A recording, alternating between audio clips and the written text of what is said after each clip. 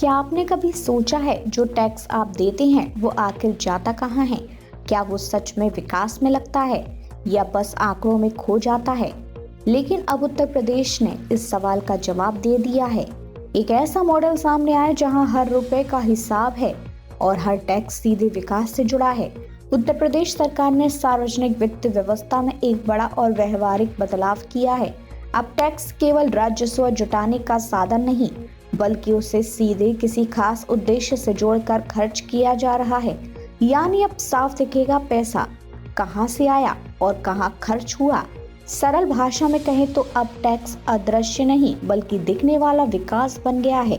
राज्य सरकार ने आबकारी राजस्व पर 0.5% गौ कल्याण शेष लगाया है। यह टैक्स शराब की बिक्री से जुड़ा है, जिससे आम जनता पर बोझ लगभग नगण्य है, लेकिन पूरे राज्य में ये मिलकर सैकड़ों करोड़ रुपए जुटाता है। और ये पैसा कहाँ जाता है? सीधे आवारा गौवंश की देखभाल में। प्रदेश में बने गौवंश आश्रय स्थलों में अब हजारों पशुओं को रहने, खाने और इलाज की सुविधा मिल रही है।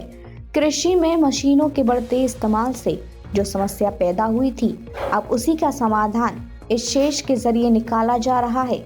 यूपी सरकार ने एक और स्पष्ट नीति अपनाई है। जिस सेक्टर से पैसा आएगा उसी सेक्टर में खर्च होगा। रियल एस्टेट, स्टाम्प ड्यूटी से मिला पैसा काशी विश्वनाथ कॉरिडोर जैसी धार्मिक और पर्यटन प्रोजेक्ट्स में। खनन से आया राजस्व गांव में सिंचाई और जल प्रबंधन सुधारने में। एक्सप्रेसवे, टोल टैक्स का पैसा फीडर रोड बनाकर गांवों को मुख्य सड़कों से जोड़ने में। मंडी शुल्क, किसानों की सुरक्षा और कृषि योजनाओं में। इस नई नीति की सबसे बड़ी खासियत है पारदर्शिता। अब जनता साफ देख सकती है कि शराब से पैसा आया तो गौ कल्याण में लगा, टोल टैक्स से पैसा आया तो सड़क में लगा, प्रॉपर्टी से पैसा आया तो पर्यटन और विरासत में लगा। यानी अब सवाल नहीं उठता पैसा कहाँ गया, बल्कि जवाब मिलता है यही लगा।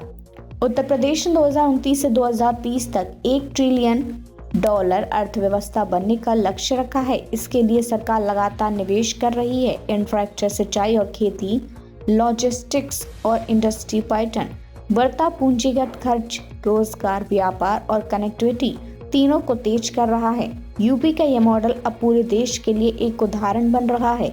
हर राज्य अपनी ताकत के हिसाब से पर्यटन टैक्स को पर्यटन में, उद्योग टैक्स को पर्यावरण सुधार में, कृषि शुल्क को किसानों के विकास में लगा सकता है।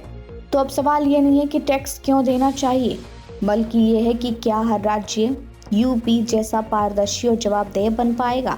क्योंकि जब हर रुपए का हिसाब होगा तभी असली विकास दिखेगा।